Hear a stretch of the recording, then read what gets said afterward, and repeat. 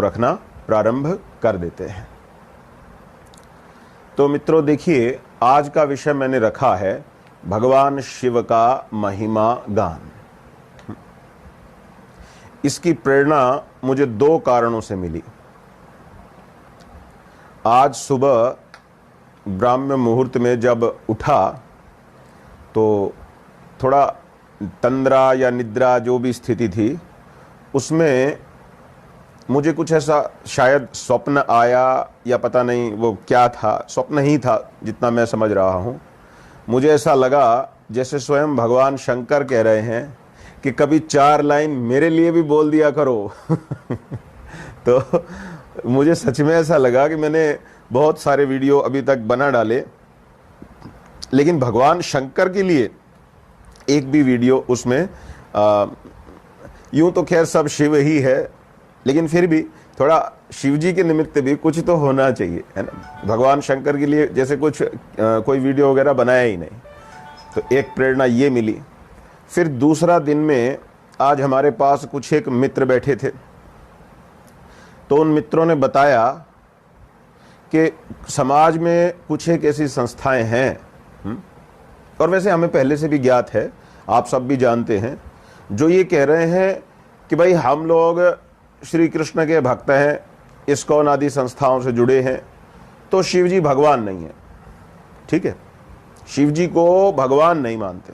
बताइए, इससे बड़े दुख की बात और क्या हो सकती। तो मुझे लगा कि भगवान ने जो स्वप्न में प्रेरणा दी थी और फिर दिन का ये घटनाक्रम, तो निश्चित रूप से आज का विषय यही होना चाहिए। जगतपाल जी जय श्री राम, यही प्रेरणा का कारण है, तो उसी विषय को हम रख रहे हैं।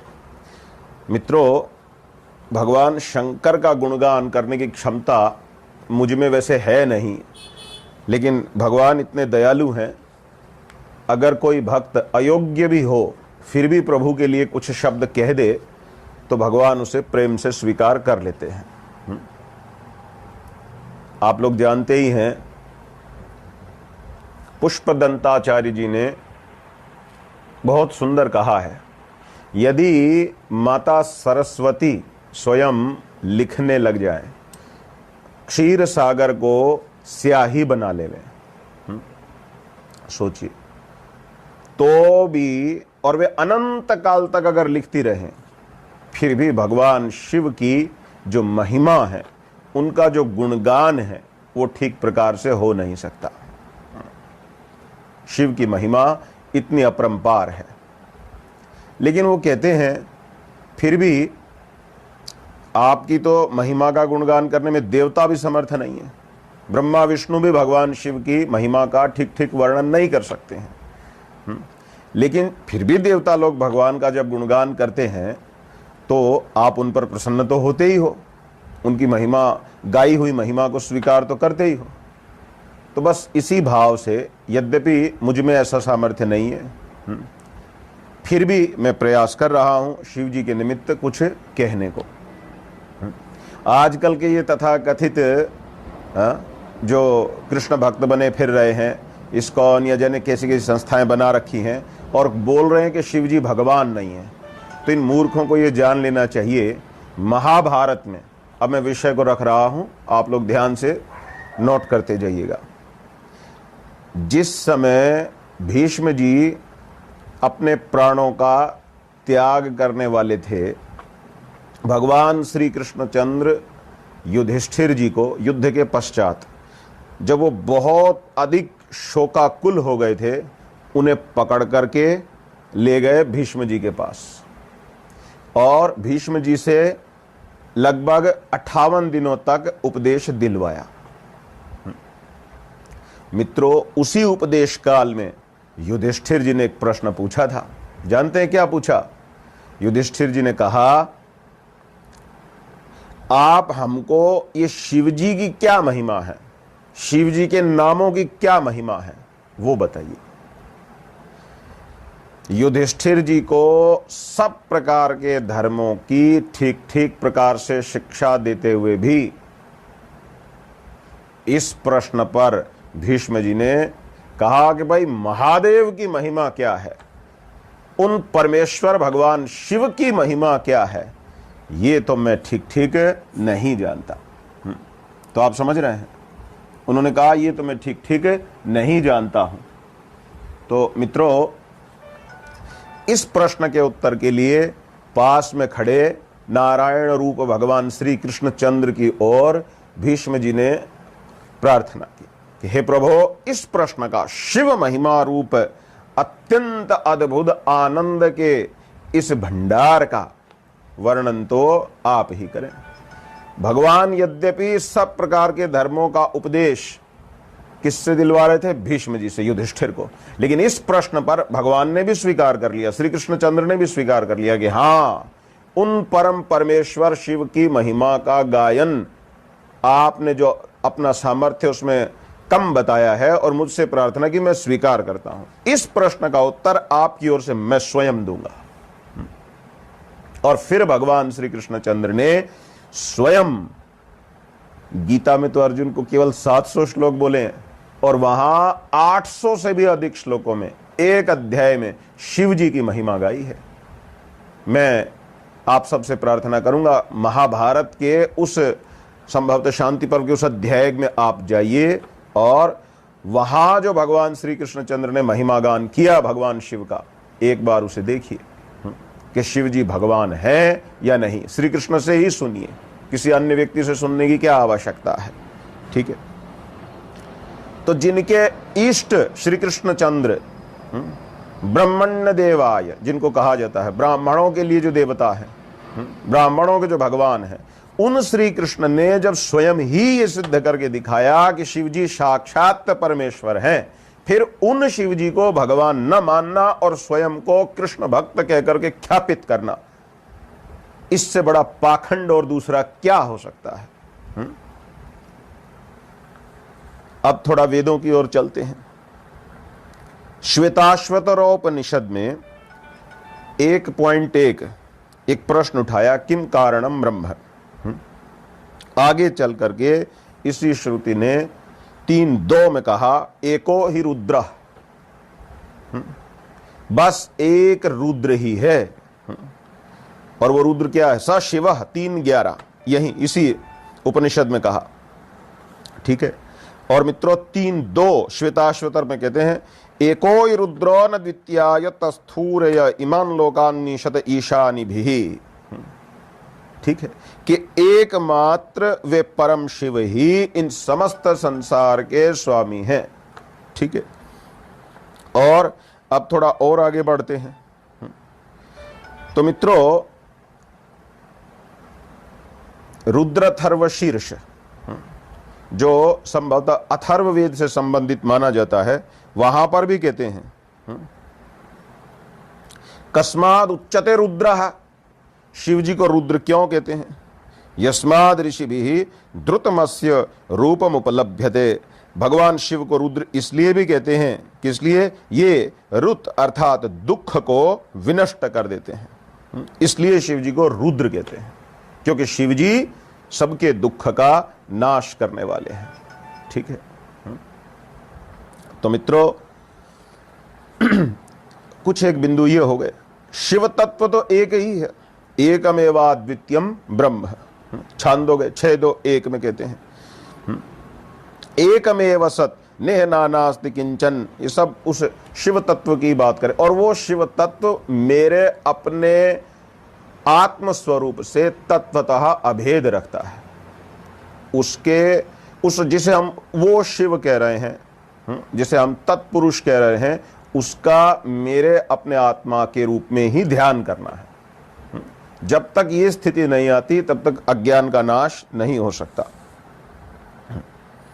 अब मित्रों, रुद्र हृदयोपनिषद देखना चाहिए, कठोपनिषद, इसके अतिरिक्त शिव पुराण की रुद्र संहिता पर विचार करना चाहिए। ठीक है, लोकवत्तु लीला कैवल्यम, ये सूत्र ब्रह्म सूत्र कहता है कि ये जो लोक है, वैसे ये तो खैर इस हमारे विषय से नहीं जुड़ेगा, नहीं तो लोग कहेंगे कि जबरदस्ती जोड़ रहे हैं, और वो मैं नहीं करना चाहता। अच्छा, हाँ, श्रीमद् भागवत की कथा करते समय अनेक लोग बोलते हैं क्या कि शिव जी भगवान नहीं है, क्या है? वैष्णव है। बताइए, अरे अगर श्री कृष्णचंद्र ने ग्वाले के रूप में लीला की तो क्या श्री कृष्ण ग्वाला हो गए? परमानेंट ग्वाला, ग्वाले से बढ़कर कुछ नहीं। रामचंद्र जी ने दशरथ के पुत्र बनकर के मनुष्य लीला की तो बस सिर्फ मनुष्य, और इससे आगे पीछे कुछ नहीं है। तो यदि वैष्णवानाम यथा शंभु, वैष्णव के रूप में उस परमेश्वर ने कुछ लीला कर दी तो बस परमानेंटली वैष्णव, इससे आगे पीछे अब कुछ नहीं। वैष्णवानाम यथा शंभु में क्या शिव तत्व का निर्णय किया जा रहा है? विचार करिए। भगवान शंकर ने तो यतिनाथ के रूप में अवतार लिया, सन्यासी के रूप में अवतार लिया, शिव महापुराण में कथा है। तो क्या परमानेंटली सन्यासी? भगवान विष्णु ने मछली के रूप में अवतार लिया तो भगवान विष्णु को परमानेंट मछली, मत्स्य। कच्छप अवतार लिया नारायण ने, हमेशा के लिए कछुआ मान ले क्या? तो भगवान शिव ने यदि वैष्णव के रूप में लीला कर दी, विष्णु भगवान के भक्त के रूप में स्वयं को रख के और विष्णु भगवान की भक्ति का गुणगान कर दिया तो बस परमानेंटली वैष्णव। इस तरह से किसी चीज का निर्णय किया जाता है क्या? ये पद्धति अब चलेगी? अरे धर्म क्षेत्र में गंदी राजनीति इसको कहना चाहिए।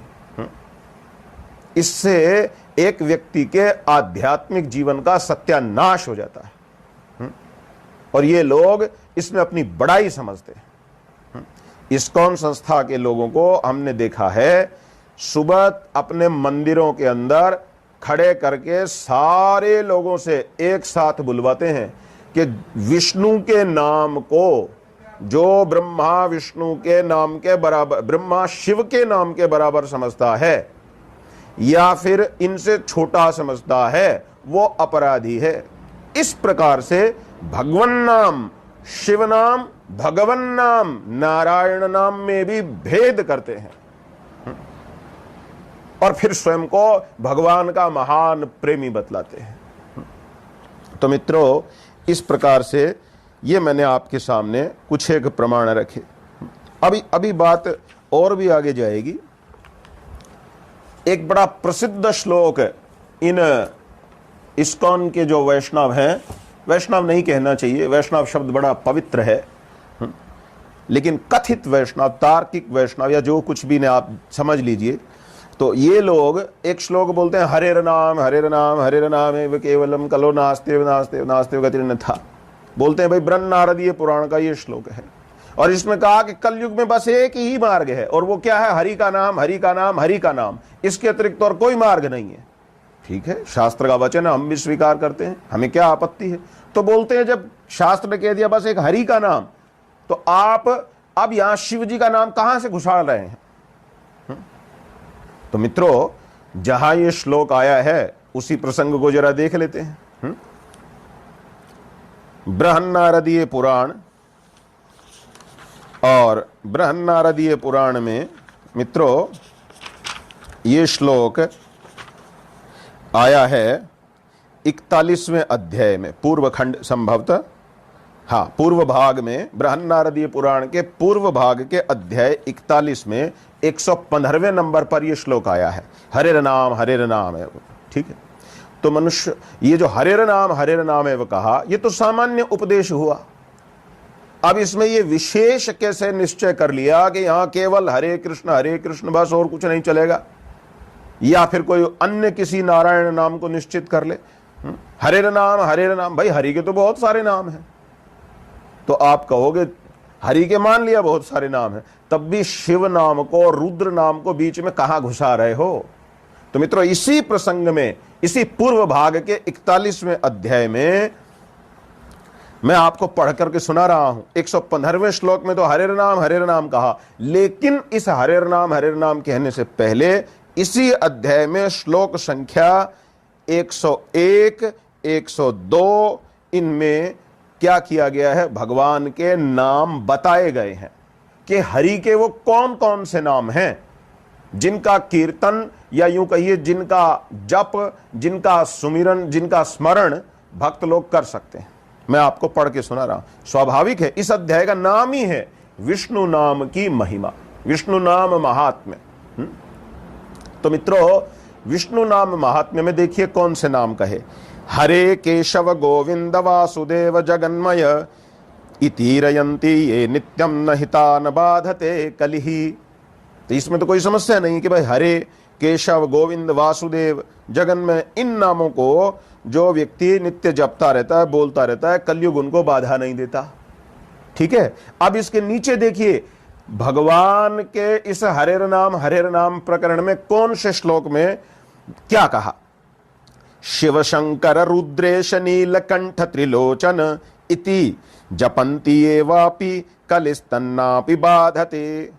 ऊपर कहा कि भाई हरे केशव गोविंद वासुदेव जगन्मय, इन नामों को जो जपता है कलयुग उनको बाधा नहीं देता। 100 श्लोक संख्या 100 अध्याय 41 पूर्व भाग। और अब 101 में क्या कहा, शिव शंकर रुद्रेश नीलकंठ त्रिलोचन।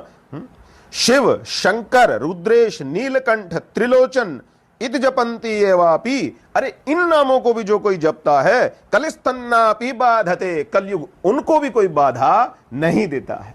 तो विचारिए उसी प्रकरण में नारायण नाम का महात्म्य और उसी प्रकरण में शिव नाम का महात्म्य, इस प्रकार यहां भगवान के अनेक नाम बताए गए हैं। हरि स्मरण निष्ठानाम, इसी प्रसंग में मित्रों अब मैं 112वां श्लोक पढ़ रहा हूं। हरि स्मरण निष्ठानाम शिव नाम रतात्मनाम सत्यम समस्त कर्माणि यान्ति संपूर्णताम द्विज। हरि स्मरण में लगे रहने वाले, शिव नाम का जप करने वाले मनुष्यों के समस्त कर्म अवश्य पूर्ण हो जाते हैं। ये मैं नहीं कह रहा हूं, ये वेदव्यास महाराज लिख रहे हैं। बृहन्नारदीय पुराण पूर्व भाग अध्याय संख्या 41 श्लोक संख्या जो अभी आपके सामने पढ़ा 112 प्रकरण है। हरेर नाम का नाम वहां जो बताए गए उनको आप सुन रहे हैं और मूर्ख पाखंडी समाज को भ्रमित करते हुए कह रहे हैं यहां बस हरि मतलब बस विष्णु का नाम लेना है, शिव का नाम लिया तो नरक हो जाएगा, शिव का नाम छोटा नाम है। क्या होगा इन दुष्टों का? हमें तो यह सोच करके ही दया नहीं आती है, परंतु आश्चर्य होता है साक्षात भगवान क्या कह रहे हैं, वेदव्यास जी महाराज क्या लिख रहे हैं। पूरे प्रकरण में से एक श्लोक उठा करके ये वास्तव में हिंदुओं को मूर्ख समझते हैं। इन लोगों को लगता है कि हिंदू लोग ग्रंथों को खोल करके तो देखेंगे नहीं कि वहां पूरा विषय क्या था, क्या कहा, क्या नहीं कहा। ऐसे ही होगा, हमने थोड़ी सी बात बता दी बस, हरे नाम केवलम। ऐसे अब चलने वाला नहीं है। लद गए वो दिन जब यूं जनता को मूर्ख बनाया जाता था। अब स्मार्त खड़ा हो चुका है, स्मार्त ने ठान लिया है हिंदू धर्म के ऊपर उठने वाले हर उस झूठे आक्षेप को ध्वस्त कर दिया जाएगा। संसार में अब किसी में वो क्षमता नहीं होगी जो स्मार्तों के रहते हुए किसी भी पक्ष में, सनातन धर्म के किसी भी पक्ष में अब कुछ गड़बड़ कर सके। अब हर पोल खोली जाएगी। मित्रों, पद्म पुराण से ये लोग दूसरा श्लोक उठाते हैं, ठीक है, और वहां पर इन लोगों ने क्या कहना प्रारंभ किया है, आपको आश्चर्य होगा कि शिवस्य श्री विष्णोरय इह सकल नामादि भिन्नत्वम। यद्यपि वो श्लोक स्पष्ट रूप से कह रहा है कि भाई जो शिव जी और विष्णु जी इनके नाम में भेद करता है उस व्यक्ति की दुर्गति हो जाती है, यानी नाम प्रभु के चरणों पर उसका अपराध हो जाता है।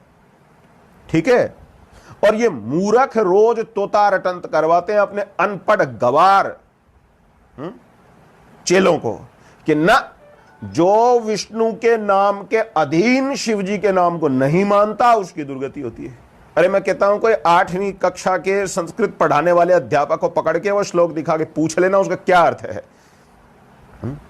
उसी में तुम्हारा सब कुछ स्पष्ट हो जाएगा। ज्यादा किसी बड़े विद्वान के पास जाने की आवश्यकता नहीं है। लेकिन फिर भी एक सच्चे वैष्णव शिव प्रसाद द्विवेदी जी ने अभी चौखंबा से पद्म पुराण प्रकाशित हुआ है। वे स्वयं वैष्णव संप्रदाय से आते हैं और उन्होंने बहुत संस्कृत भाषा का उच्च स्तरीय अध्ययन किया है। मैं कहता हूं चौखंबा से अभी पद्म पुराण छपा है, जरा चौखंबा से एक वैष्णव, एक सच्चे वैष्णव के ही हाथ का किया हुआ अनुवाद उस श्लोक का देख लीजिए और अपनी तसल्ली कर लीजिए कि वहां पर शिव प्रसाद द्विवेदी जी ने उसका अनुवाद किस प्रकार से किया। वे स्पष्ट लिखते हैं कि जो नारायण और शिव के नाम में भेद बुद्धि करता है, उसका भगवान का जपा हुआ नाम, प्रभु का स्मरण किया हुआ नाम सफल नहीं होता। देखो कलयुग में क्या क्या हाहाकार होता है। आचार्यों ने कहा कि भाई कलयुग में हरि नाम भगवान का नाम यही बचाएगा, क्योंकि जो ऊंचे ऊंचे धर्म है उनके पालन में कठिनाई आती है, इसको सब मानते हैं, और इसलिए भगवान के नाम का स्मरण करने की सलाह सभी देते हैं। हम भी कहते हैं लोगों को कि हाँ भगवान का नाम लो, लेकिन उस भगवान नाम में भी सत्यानाशियों ने कैसे उल्टे उल्टी बातें उलझा दी कि ये नाम छोटा नाम, ये नाम बड़ा नाम, ये छोटे भगवान का नाम, ये बड़े भगवान का नाम। अब इनको अपना तो बेड़ा गर्क करना ही है, अरे दूसरों को क्यों बर्बाद करने पर तुले हो, हम ये पूछना चाहते हैं।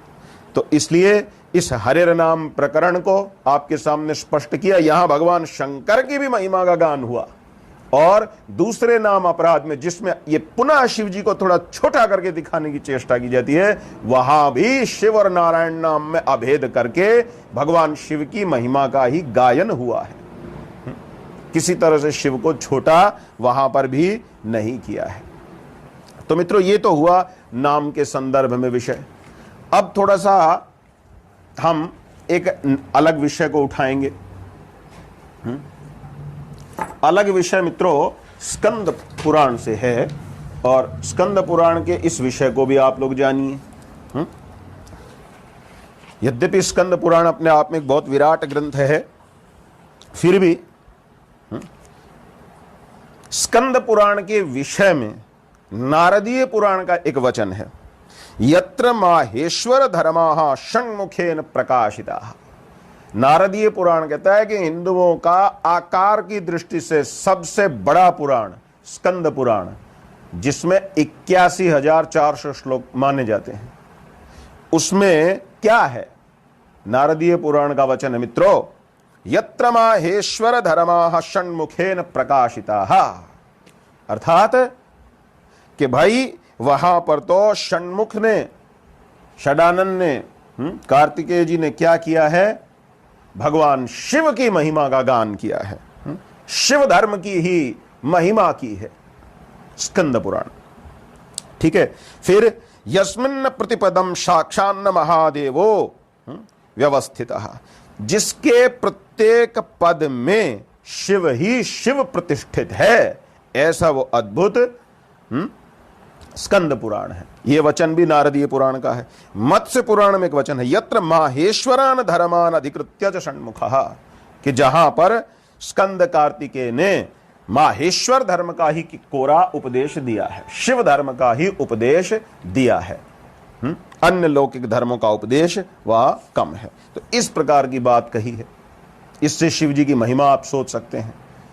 भागवत चिल्ला चिल्ला करके ये बोलना कि शिव जी भगवान नहीं, शिव जी भगवान नहीं, शिव जी भगवान नहीं, लज्जा आनी चाहिए ऐसे मूर्खों को। वे भूल जाते हैं श्रीमद् भागवत के 12वें स्कंद में जब मार्कंडेय जी प्रलय का दर्शन करते हैं, उस प्रसंग में भगवान शिव आए हैं उनको दर्शन देने। मैं तो याद दिला रहा हूं, 12वां स्कंद खोल लो और खोल करके देखो मार्कंडेय जी के शब्द वहां पर क्या हैं। क्या उन्होंने वहां शिव जी को भगवान माना या नहीं माना? श्रीमद् भागवत में ही समुद्र मंथन के प्रसंग में जब देवताओं ने भगवान शिव के सम्मुख आकर, जिसमें ब्रह्मा और विष्णु भी स ईश्वरः, वहां ये शब्द प्रयोग हुआ है, आकर के शिव जी की स्तुति की है हलाहल नामक विष के संकट से बचने के लिए। वहां शिव जी को श्रीमद् भागवत में भगवान कहा या नहीं कहा? और साथ में यह भी विचार करना पड़ेगा कि उन प्रसंगों में श्रीधर स्वामी पाद की वाणी क्या है, जो भागवत के प्रामाणिक टीकाकार हैं। इन सब विषयों पर भी विचार होना चाहिए। तो भगवान शिव की महिमा स्कंद पुराण में, भगवान शिव का परमेश्वरत्व भागवत में प्रमाणिक, विष्णु पुराण में जिस समय भगवान श्री कृष्णचंद्र का बाणासुर के साथ युद्ध होता है, तो उस समय बाणासुर भगवान श्री कृष्णचंद्र के हाथों जब पराजित हो गया, तब भगवान श्री कृष्ण उसे मारना चाहते थे। भगवान शंकर उसे बचाते हैं क्योंकि वह शिव जी का भक्त था। विष्णु पुराण में उस प्रसंग में भगवान कृष्णचंद्र स्पष्ट शब्दों में यह कह रहे हैं, क्या? हे शिव शंभो, आप में और मुझ में किसी भी प्रकार का कोई भेद नहीं है। जो मैं हूं सो आप हैं, जो आप हैं सो मैं हूं। तो मित्रों, इतना ही कह के नहीं रुके। श्री कृष्णचंद्र आगे बोले, जिनकी मति, जिनकी बुद्धि भेद बुद्धि के हो गई है, जिनकी बुद्धि भेद बुद्धि हो गई है, द्वैत के द्वारा जिनकी मति मारी गई है, हे श्री महादेव जी, वे ही लोग आप में यानी महादेव जी में और श्री कृष्ण में, हम दोनों में भेद देखते हैं, अन्य लोग नहीं देखते। ये श्री कृष्ण का वचन विष्णु पुराण में। तो भागवत हो गई, विष्णु पुराण हो गया, शिव पुराण के विषय में तो मित्रों कहूं ही क्या। शिव पुराण तो आप भी समझते ही हैं, साक्षात शिव ही है, और उसमें तो शिव की महिमा स्वाभाविक रूप से कही ही गई है। लिंग पुराण पढ़ करके देख लीजिए। पद्म पुराण, उससे संबंधित शिव गीता मानी जाती है, जिस पर श्रृंगेरी परंपरा के एक पूर्व शंकराचार्य जी ने भाष्य तक किया है। आप वहां खोल करके देख लीजिए, शिव जी को परमेश्वर कहा गया है। आप सभी पुराणों में जाइए, सभी लौकिक साहित्य में जाइए, सब जगह आपको शिव जी परमेश्वर हैं, शिव जी भगवान हैं, इसी रूप में वर्णन मिलेगा। लेकिन सनातन धर्म के अंदर कलंक रूप ऐसे चंद महामूर्ख आ गए हैं जो ये अनावश्यक विवाद खड़े कर रहे हैं कि ये भगवान है, ये भगवान नहीं है, ये बड़ा भगवान, ये छोटा भगवान, और लज्जा भी नहीं आती। मैं कहता हूं, अपनी अंतरात्मा से पूछो, जिस घर में तुम लोग पैदा हुए थे, अपने आस पड़ोस में सोचो, क्या तुम्हारी अंतरात्मा तुम्हें गवाही देती है कि श्री कृष्ण भगवान है और शिव जी भगवान नहीं है? क्यों इन मूर्खों के बहकावे में आकर आप अपने कर्म फोड़ रहे हैं? क्यों अपना सत्यानाश कर रहे हैं? मित्रों, ये लोग कहते हैं कि क्राइस्ट और कृष्ण जपने में तो कोई अंतर नहीं है, दोनों से एक ही फल हो जाएगा, लेकिन शिव और कृष्ण यदि जपा तो अपराध हो जाएगा। बताइए, आपने मेरी बात ध्यान से सुनी? इनका कहना है कि क्राइस्ट और कृष्ण जपने में तो कोई दिक्कत नहीं है, लेकिन अगर कृष्ण और शिव जपेंगे तो अपराध हो जाएगा। ये नहीं जानते, अरे जैसे महादेव जी की जो महिमा है, उस महिमा को कम करने का प्रयास तो अनंत युगों से जाने कितने लोगों के द्वारा किया गया। मित्रों, सूर्य के ऊपर जब बादल आ जाता है तो कभी कभी लोग, कोई बालक बुद्धि का व्यक्ति ये सोच सकता है कि सही में ही बादल ने सूर्य को छिपा दिया, परंतु बादल सूर्य को नहीं ढक सकता। बादल तो क्या, अगर पूरी धरती भी सूर्य के सामने आए तब भी क्या सूर्य छिप सकता है? पूरा समंदर भी सूर्य के सामने आए, सूर्य आकार में इतने बड़े, वास्तव में वो बादल तो हमारी आंखों को ढकता है और हम सूर्य को देख नहीं पाते। इसी प्रकार ये मूर्खतापूर्ण संस्थाएं अपने प्रयासों से हमारी बुद्धि को ही भ्रमित करती हैं। भगवान सांब सदा शिव के परमेश्वरत्व में तो कोई क्या कमी करेगा? कुछ ऐसे मूर्ख हैं जो कहते हैं कि शिव जी के मंदिर में दर्शन करने नहीं जाएंगे। क्यों नहीं जाएंगे? तो बोलते हैं शिव जी के मंदिर में दर्शन करने से हमको दोष लगता है। आपको पता है, ये भक्ति के नाम पर ऐसी ऐसी बकवास करने वाले लोग इस देश में भरे हैं। हम बोलते हैं फिर व्याकरण क्यों पढ़ते हो? वो भी तो शिव जी के डमरू से ही आए हुए 14 माहेश्वर सूत्रों के बल पर ही पाणिनि जी ने तैयार की है। जिस पाणिनि अष्टाध्यायी का व्याकरण शास्त्र के रूप में प्रयोग किया जाता है, आप जानते हैं उसके जो 14 मूल सूत्र हैं, आ ई उण ऋ ऋ आदि, वो सारे सूत्र भी मूल रूप से कहां से आए? भगवान शिव का तप करने पर जब शिव जी ने अपना डमरू 14 बार बजाया, तब ये 14 माहेश्वर सूत्र प्रकट हुए। और उन माहेश्वर सूत्रों को तो पढ़ लेंगे, जिसमें अपना काम चल जाए, वहां परेशानी नहीं। और जब कोई कहे कि ये शिव जी भगवान है, इनके सामने प्रणाम कर लो, तो कहते नहीं, ये भगवान नहीं है, ये तो छोटा है, थोड़ा छोटा है। विष्णु भगवान, कृष्ण भगवान है, राम भगवान है, पर ये भगवान है।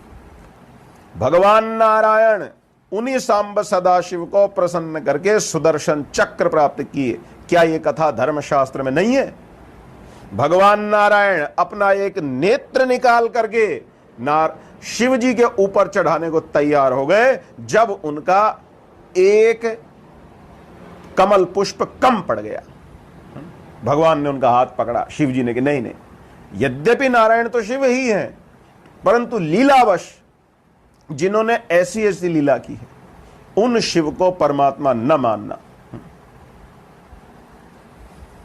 ये गौड़ीय संप्रदाय हो या इस्कॉन हो, इस विषय में इनकी मानसिकता एक ही है, कोई भेद नहीं है।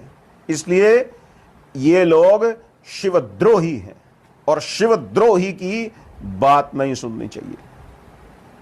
ये जिनके अनुयायी हैं, उनके विषय में सौर पुराण में लिखा है, यदि इन लोगों का दर्शन भी हो जावे तो वस्त्र सहित गंगा जी में स्नान करना चाहिए, तब शुद्धि होती है। इन शिवद्रोहियों का यदि दर्शन भी हो जाए, सौर पुराण का वचन है, मेरा नहीं है। तो मित्रों, हमारे सनातन धर्म में यह हमको समझना पड़ेगा, किसी भी प्रकार से कहीं कोई भेदभाव की स्थिति नहीं है।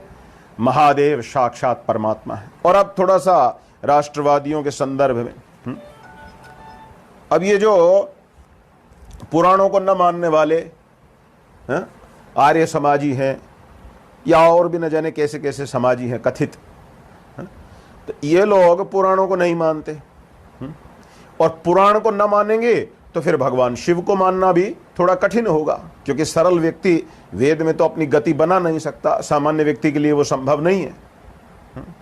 पुराणों की कथा सुनकर के तो सबको भगवान शंकर के प्रति श्रद्धा भाव हो जाता है। अगर पुराण को त्याग दिया तो अरुणाचल पर्वत जो साक्षात शिव स्वरूप है, यह सिद्ध कैसे होगा? और पुराण के बल पर यह सिद्ध है कि अरुणाचल साक्षात शिव है, और अरुणाचल यदि साक्षात शिव है तो अर्थात वहां भारतीय संस्कृति है, भारतीय संस्कृति है तो फिर वहां भारत है। इसी प्रकार से कश्मीर में श्रीनगर, श्री तो भगवती माता ही हैं, माता भगवती का नगर है, तो शिव तो पूरा भारतवर्ष शिवमय ही है। शिव तो भारत भूमि के कण कण में है। भारत के मध्य भाग में महाकाल बैठे हैं, 12 ज्योतिर्लिंग, विचार कीजिए, सारा भारत शिवमय है, सारा भारत शिवमय है। यदि पुराण साहित्य को एक और रख देंगे, तब तो भारत की व्याख्या 1000 साल पुरानी पुस्तकों के बल पर, 1500 साल पुरानी पुस्तकों के बल पर यदि लोग कर करके उल्टे सीधे अर्थ निकालेंगे, तब आप और हम क्या कर लेंगे? इसलिए इस विषय को आप विचार कीजिए। शिवम दुबे जी ने बीच में प्रश्न किया, क्या इस्कॉन और गौड़ीय वैष्णवों की मानसिकता एक है कि कुछ भेद है? मैंने उत्तर दे दिया, कोई भेद नहीं है। ना ये वर्णाश्रम धर्म को शास्त्रीय रूप में स्वीकार करते और ना वे स्वीकार करते। तो मित्रों, आज का मेरा विषय भगवान शिव की महिमा कहने के पीछे ये भी था। शिव की महिमा तो अपरंपार है, सारा भारतवर्ष भगवान शिव को नित्य पूजता है, लेकिन मेरा इन विषयों को उठाने का भाव यही था कि कुछ ऐसे तत्व हैं जो भगवान शिव की भक्ति को कम करने में ही जाने क्यों अपनी बड़ाई समझते हैं, महादेव जी के प्रति अपराध करने में क्यों वे अपनी बड़ाई समझते हैं, और इससे उन्हें मिल क्या जाएगा यह हमें समझ नहीं आता। शास्त्र के अनुसार तो उनकी दुर्गति होगी इस कुकृत्य के करने से, लेकिन विनाश काले विपरीत बुद्धि, यही कहा जा सकता है। तो ये तो आज का विषय हुआ। अनेक मित्र लोग मुझे व्हाट्सएप पर संपर्क कर रहे हैं। आप में से अनेक मित्र लोग इनबॉक्स में आकर के अपना नंबर दे रहे हैं और मुझसे प्रार्थना कर रहे हैं कि आपने कहा था कि भाई सनातन धर्म के लिए आप हमें कुछ कार्य बताएंगे, हम क्या कर सकते हैं सनातन धर्म के उद्धार के लिए। तो मित्रों, अब 2-3 मिनट उस विषय में बात कर लेता हूं। देखिए, यदि आप गंभीरता से मुझसे जुड़ना चाहते हैं तब आप हमें अपना नंबर देवें। पहली बात, टाइम पास के लिए मैं कहाँ रहता हूँ, कहाँ विराजते हैं प्रभु, दिल्ली में कहाँ रहते हैं, हम आपसे मिलेंगे, आपके साथ बैठेंगे, इन सब बातों से भला क्या होगा। नहीं, यदि आप गंभीरता से हमसे संपर्क करना चाहते हैं, धर्म कार्य करना चाहते हैं, तभी आप हमसे संपर्कित हों, पहली बात। दूसरी बात, जब आप अपना परिचय देवें तो आप ये बतावें कि आपका वर्ण क्या है, आपका आश्रम क्या है। अब यदि आप ये बताएंगे ही नहीं कि आपका वर्ण क्या है, तो मैं आपको क्या धर्म कार्य बताऊं। विचार करिए, मेरे सामने ये मोबाइल फोन है जिसमें मैं बोल रहा हूं।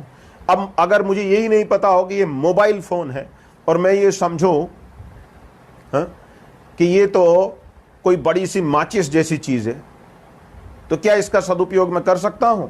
कभी भी नहीं कर पाऊंगा।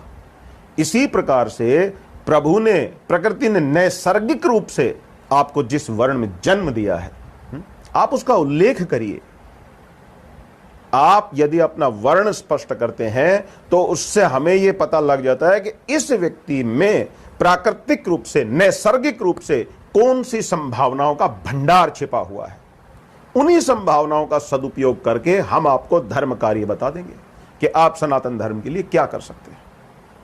लेकिन आप बताएंगे नहीं कि मेरा वर्ण क्या है। मेरा वर्ण ब्राह्मण है, मैं बता रहा हूं।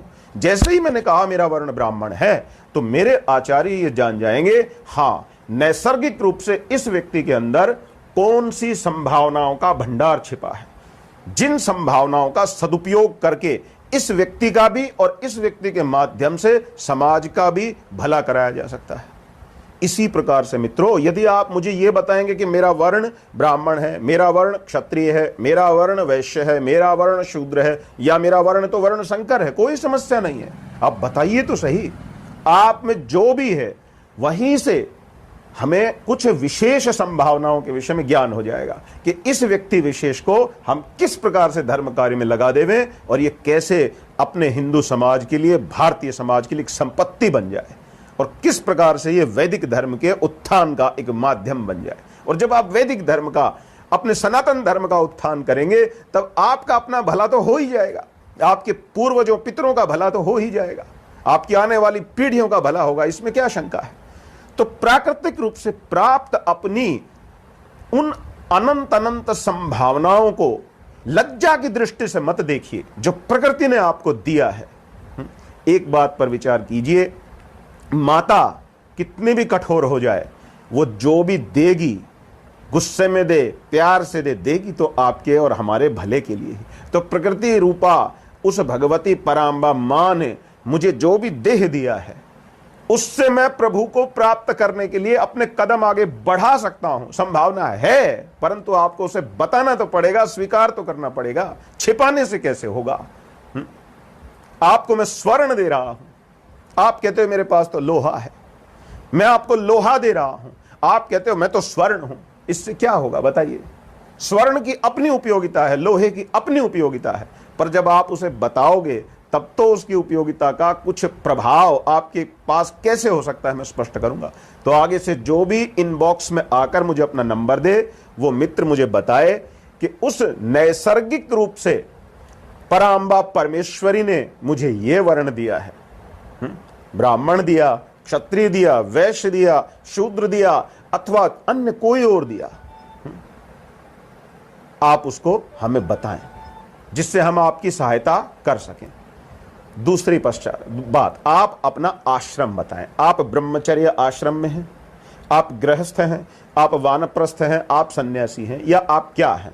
जब आप बताएंगे तो मैं निश्चित रूप से उसके अनुसार आपको, आपके लिए काफी ठीक ढंग से बता पाऊंगा।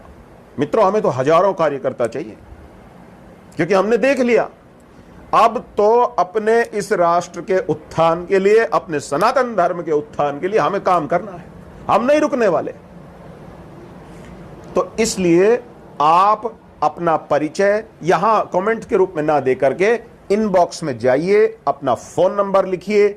आप अपना फोन नंबर लिखने के साथ साथ अपनी जाति अथवा वर्ण लिखिए। जाति और वर्ण एक ही बात होता है, उसमें कोई भेद नहीं है। याज्ञवल्क्य जी ने स्पष्ट रूप से इसको कह दिया है याज्ञवल्क्य स्मृति में, उसमें कोई समस्या नहीं होनी चाहिए। तो आप अपना नाम लिखेंगे, आप अपना वर्ण लिखेंगे, आप अपना आश्रम लिखेंगे, आप अपना फोन नंबर लिखेंगे, अपना शहर लिखेंगे और अपनी रुचि प्रकट करेंगे कि आप किस प्रकार से सनातन धर्म का काम करना चाहते हैं।